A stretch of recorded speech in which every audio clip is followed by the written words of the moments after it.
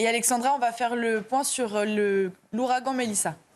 Oui, en effet, des conditions météo qui ont été dévastatrices. Regardez les dernières images. On prend donc la direction de la Jamaïque avec cet ouragan Melissa qui a donc frappé de plein fouet les terres jamaïcaines. Il est entré dans ces terres en catégorie 5 du jamais vu, situation exceptionnelle. Regardez, vous voyez l'aéroport de Montego Bay qui est totalement dévasté. Donc ces conditions météo dévastatrices, les vents ont parfois dépassé les 300 km/h. Évidemment, les pluies ont été diluviennes. L'ouragan a été évidemment rétrogradé en catégorie 2. Ça va un peu mieux. Il s'est dirigé vers l'est de Cuba où, a priori, les dégâts sont quand même moins importants qu'en Jamaïque. Allez, retour en France avec des conditions météo relativement calmes. C'est d'ailleurs aujourd'hui l'une des plus belles journées de la semaine. Temps nuageux ce matin sur les régions de l'ouest. On retrouve également quelques averses en direction des Alpes ou encore du Jura. Et puis toujours de l'instabilité du côté de la Corse avec un temps variable et instable. Dans l'après-midi, très peu d'évolution. Bel après-midi, globalement. On retrouvera quand même quelques nuages entre le sud de la Bretagne et les Hauts-de-France. Quelques orages également